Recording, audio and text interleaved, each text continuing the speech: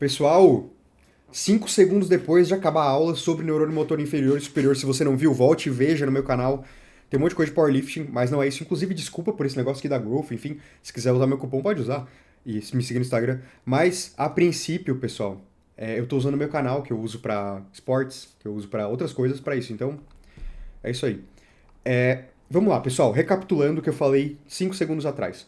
Neurônio motor superior, a gente pensa em hiperreflexia, hipertonia, é, reflexos patológicos, né, Babinski, Hoffman, o reflexo de retirada, e em hipotrofia, tá certo?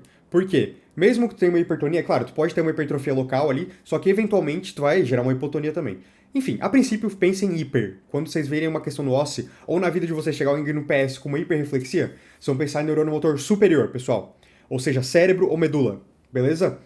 Neurônio motor inferior, pessoal, raiz plexo nervo, junção neuromuscular, a gente pensa em hipotonia, beleza? Então tudo vai estar hipo, vai estar com hipotonia e hiporreflexia. Por quê, pessoal? Eu vou achar alguma coisa aqui para dar um exemplo para vocês, tá certo? Olha esse cabo aqui, ó. Esse cabo bonito de um fone que eu tenho aqui que eu tava usando agora para uma live. Ó, pessoal, vamos supor que isso aqui seja um nervo, tá? Isso aqui é um neurônio motor inferior, é um nervo, tá? E ele tá puxando a minha mão aqui, tá certo? Vamos supor que ele está aqui, eu tô conseguindo fazer esse movimento do músculo aqui que eu quero fazer, que é puxar minha mão, e eu corto isso. O que vai acontecer? A minha mão nunca mais vai puxar.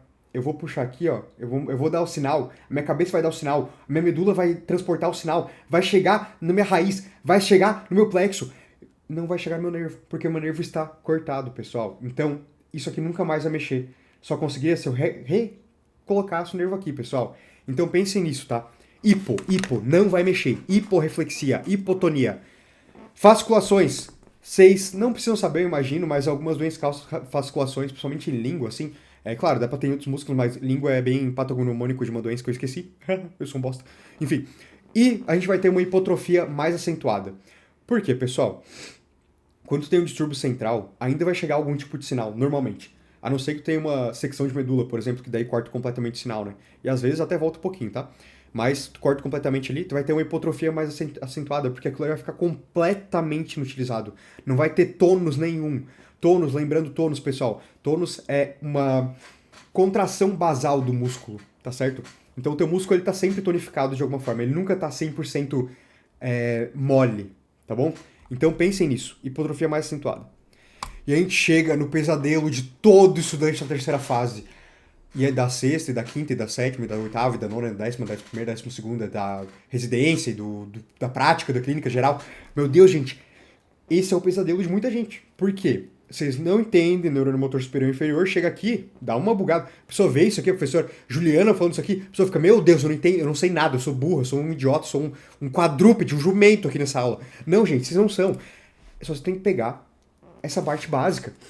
Vocês vão entender isso aqui, pessoal. Então vamos lá. A gente vai entender isso aqui por partes, tá? Vê essa tabela, tu vai ver ela por partes, tu não vai ver ela inteira. Então vamos lá, ó. Vamos cortar ela no meio. Por que ela é tão convenientemente espaçada aqui no meio? Porque é um espaço perfeito pra gente passar um negócio vermelho e a gente definiu o que é neurônio motor inferior e superior nesta tabela. Então lembre-se, neurônio motor inferior saiu da medula pra cá. Neurônio motor superior saiu da cabeça pra cá. Ó, cabeça pra cá, encéfalo, medula superior. Saiu da medula, foi pro teu dedinho inferior, beleza? Seja o dedinho do pé, da mão ou do... Brincadeira, tô brincando. Tá, gente, deixa eu focar aqui. Então, vamos lá. Vamos separar e vamos por partes. Então a gente separou já junção neuromuscular e músculo e raiz plexo ou nervo são neurônio motor inferior, beleza? Já encéfalo e medula são neurônio motor superior, assim como eu acabei de falar. Então vamos começar pelo inferior, pessoal. Como a gente falou, tudo é hipo, tá? Então, raiz plexo ou nervo, como eu expliquei com o meu belo fone de ouvido, são neurônio motor inferior. Uma vez que tu corta eles, eles não funcionam. Então, quando a gente pensa em raiz plexo ou nervo, a gente geralmente pensa em uma alteração distal. Seja no movimento de articulação, no movimento de articulação dos dedos. Movimentos são necessariamente de articulações, né? A princípio. Então, a gente pensa em distal. Quando a gente pensa em raiz plexo ou nervo, a gente pensa principalmente assim, ó, vamos pensa aí num exemplo que eu acabei de dar, num corte. Tu cortou um nervo, tu cortou uma raiz, tu comprimiu uma raiz, tu cortou um plexo, que acontece, tá? Rasgar o plexo inteiro. Vamos supor, tu cortou isso ali. Então a gente pensa, onde é que é feito um corte? É feito de um lado. Não é necessariamente feito do outro. A não ser que seja uma pessoa muito, mas muito estranha e esteja fazendo isso com outras pessoas. O que eu espero é que você não esteja. Porque você é uma pessoa legal, você fez medicina, você um dia fará o julgamento de Hipócrates e cuidará das pessoas. O julgamento não, o juramento. Né? Enfim, então, um lado só.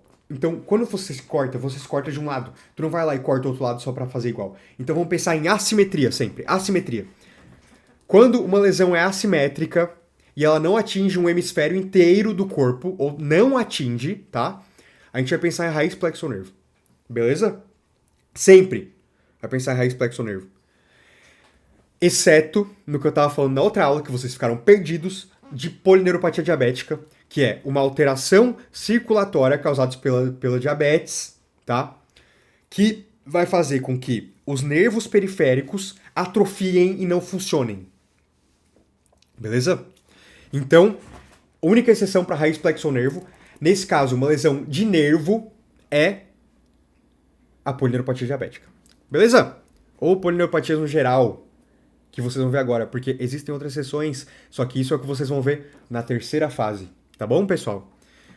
De novo, professores, vejam até o final. Eu não sou formado. Me desculpem se eu errar. Comentem aqui se eu estiver errado, por favor, pelo amor de Deus. Eu preciso muito aprender isso também, né? Então vamos lá. Então tá, gente. A gente já definiu que raiz plexo-nervo é assimétrico, tá?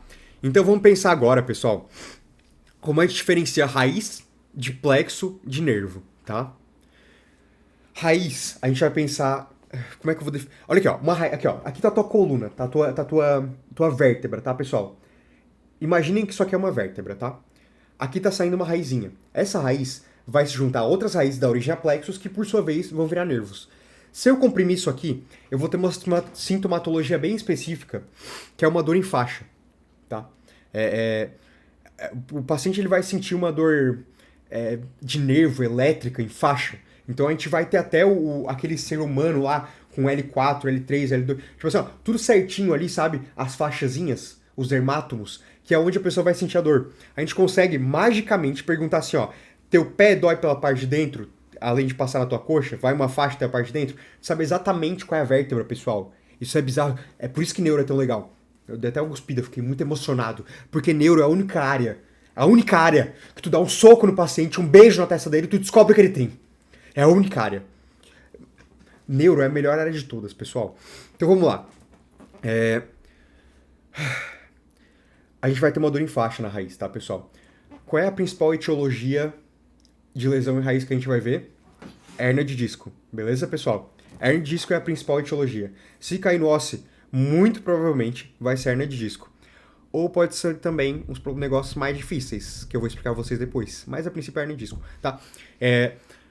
Vamos lá. Plexo.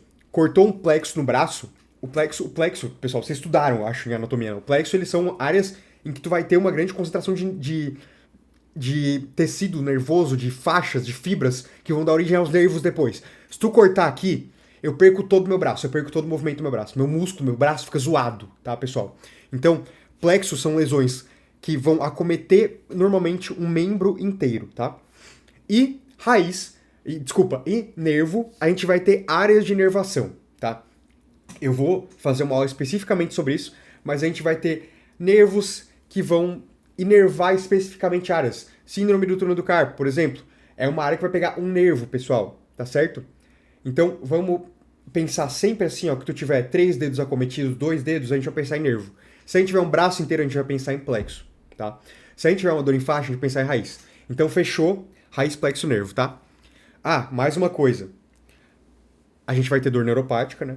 E a gente vai ter alteração de sensibilidade, tá? Então, tem alteração de sensibilidade assimétrica em um membro, ou numa área específica de um membro, a gente pensa em nervo, tá bom? Junção neuromuscular ao músculo. Essa é a mais difícil de cobrar de vocês, porque normalmente são doenças mais raras, são doenças mais complexas, tá?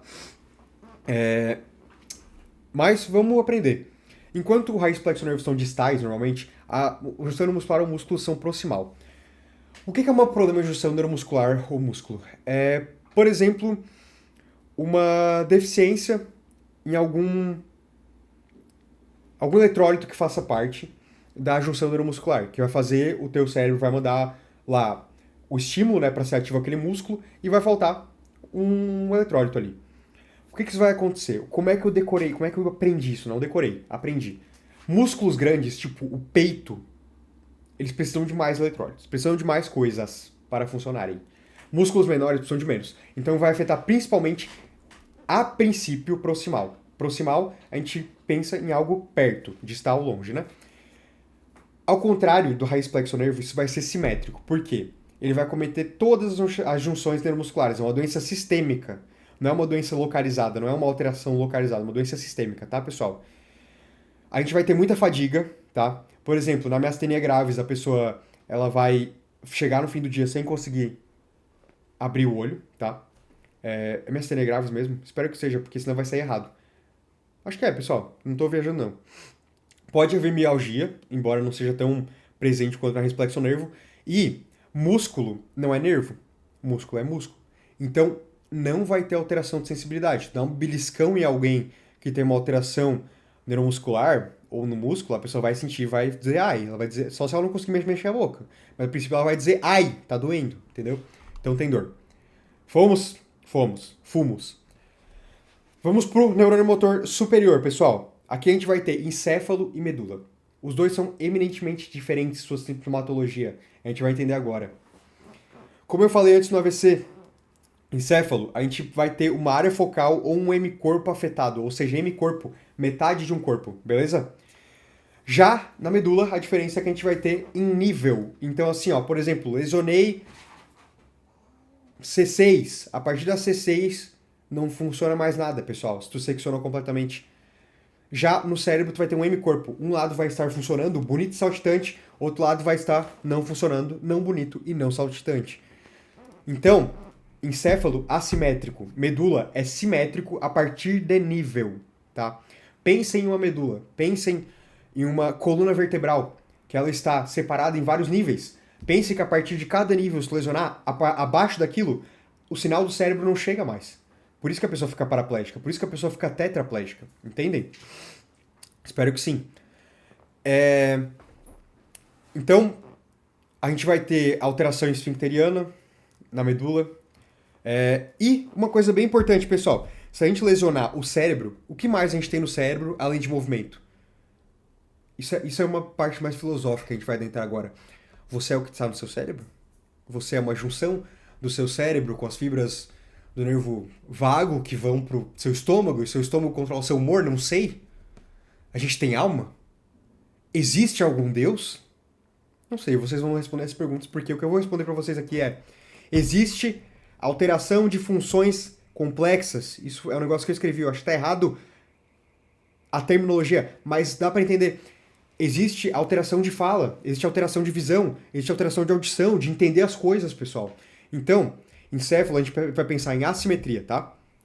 Fechou? E na medula, simetria, e é isso aí. Sintomas complexos só no encéfalo. Se a pessoa seccionar a medula, ela não vai ter problema de falar que ela tá ferrada, entendeu? Ela vai ficar, putz, tá ruim. Mas a pessoa que tá com problema no encéfalo, que ela teve um AVC, por exemplo, ela talvez nem consiga te entender ou nem consiga falar contigo, sabe? Então pense nisso.